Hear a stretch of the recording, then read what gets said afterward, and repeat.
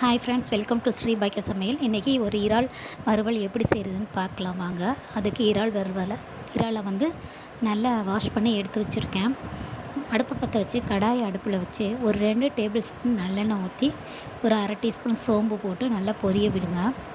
பொரிய விட்டோன்னா 15 சின்ன வெங்காயம் கட் பண்ணி வச்சுருக்கேன் பொடிசாக, அதையும் போட்டு நல்லா வதக்கிக்கோங்க.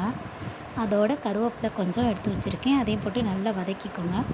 நல்லா வதக்கினோன்னே பார்த்திங்கன்னா ஒரு அரை டீஸ்பூன் வந்து மஞ்சத்தூள் சேர்த்துக்கோங்க. மஞ்சத்தூள் சேர்த்து அதையும் போட்டு நல்லா வதக்கிட்டு ஒரு மீடியம் சைஸ் சின்னதாக ஒரு தக்காளி எடுத்து வச்சுருக்கேன், அதையும் போட்டு நல்லா வதக்கிக்கோங்க.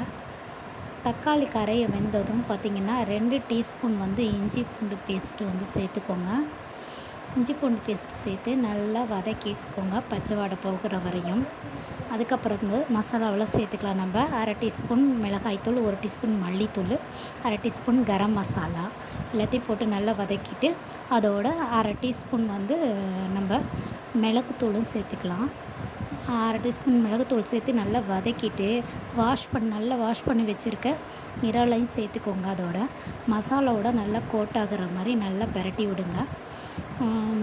இறாலுக்கு தேவையான அளவு சால்ட் சேர்த்துக்கோங்க. வேணும்னா நீங்கள் தண்ணி ஆட் பண்ணிக்கலாம், ஒரு 1/4 டம்ளர். நான் தண்ணி சேர்க்கல, இறால் வந்து தண்ணி விடுங்கிறதுனால நான் தண்ணி சேர்க்கல. வந்து ஒரு 7 மினிட்ஸ் குக் ஆனோன்னே இறக்குனீங்கன்னா, மல்லித்தழை தூவி இறக்குனீங்கன்னா சூப்பரான ஒரு இறால் வறுவல் வந்து தயாராகிடும். இது பார்த்திங்கன்னா ரசம் சாதம், சாம்பார் சாதம் எல்லாத்துக்குமே சூப்பராக இருக்கும். டேஸ்ட்டும் செம்மையாக இருக்கும். பிடிச்சிருந்தா லைக் பண்ணுங்கள், ஷேர் பண்ணுங்கள், சப்ஸ்கிரைப் பண்ணுங்கள்.